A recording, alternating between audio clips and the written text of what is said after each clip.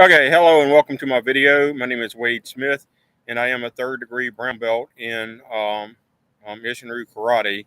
And I do have about a year plus 2 months of training in Gracie Brazilian Jiu-Jitsu, in addition to 6 years of Japanese Jiu-Jitsu as well. All right, so what I'm going to be demonstrating is it's the little things that matter in Isshinryu versus Brazilian Jiu-Jitsu. And so this is a story.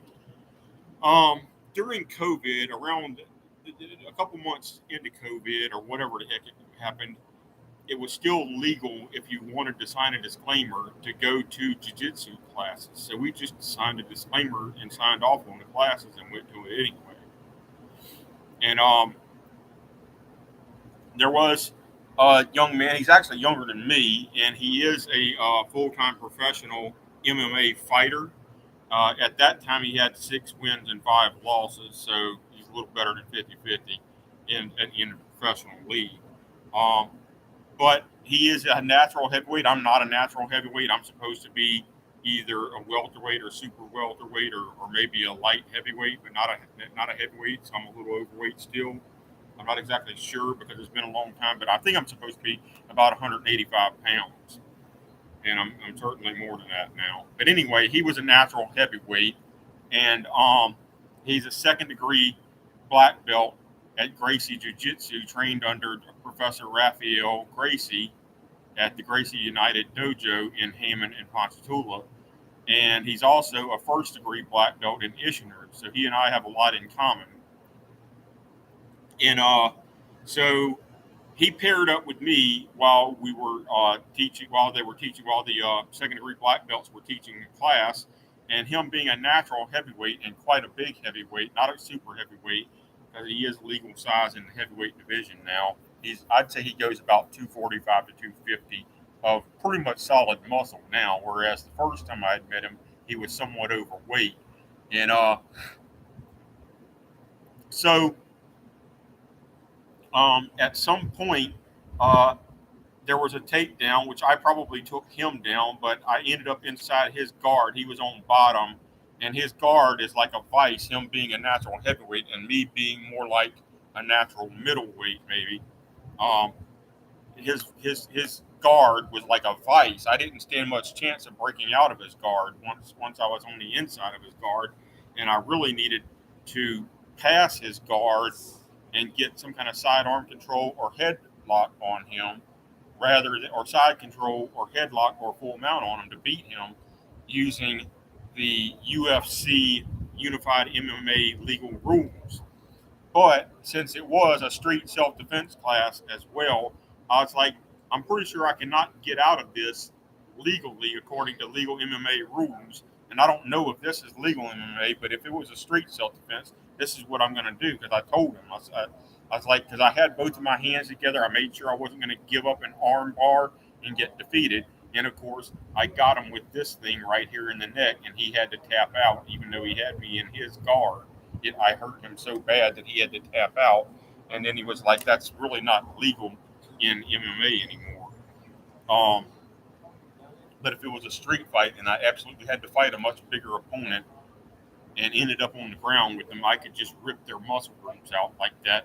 And still, no matter how strong they are, this muscle group is pretty vulnerable to damage in my vice-like grip. There's one thing I got to say, my hands have always been pretty strong ever since I was in high school from JROTC twirling rifles and stuff like that.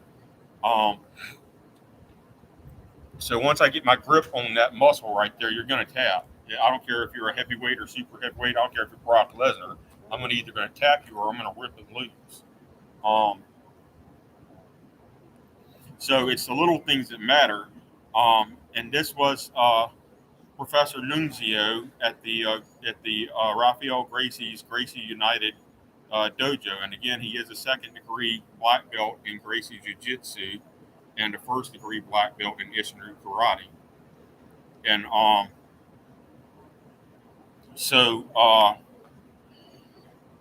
he is the assistant professor at the Hammond location, in other words, of the Gracie United family of dojos, which I'm pretty sure all of them are either owned or co-owned by Raphael Gracie.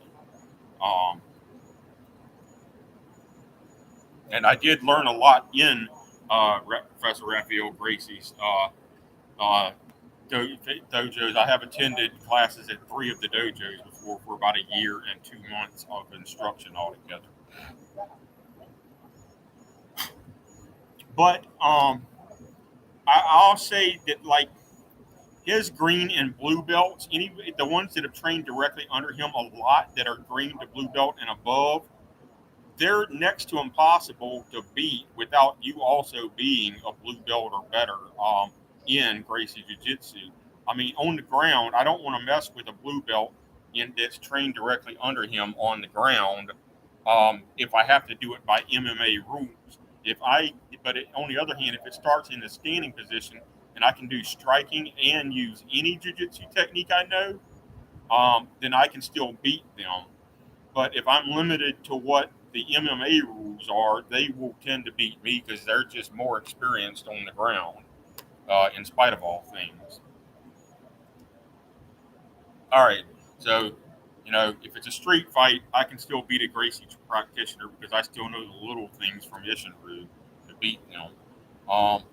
If it's MMA rules only and it goes to the ground, I'm pretty much screwed if my opponent is a blue belt or more in Gracie Jiu-Jitsu.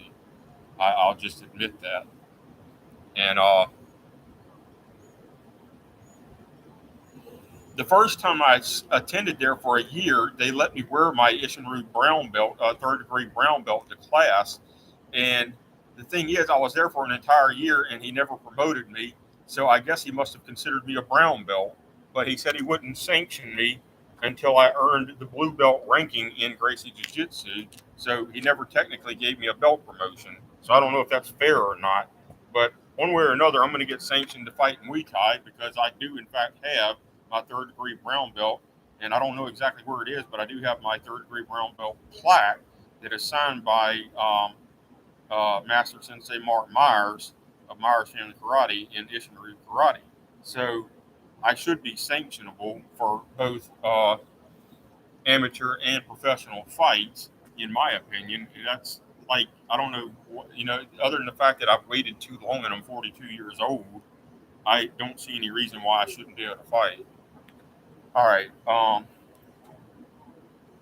So anyway, those little things matter. A simple pressure point on the inside of your leg, can cripple your leg for 10 seconds. And then if 10-second rule in Isshinryu, if I can cripple your leg for 10 seconds, I can defeat you completely. So little things do matter in martial arts.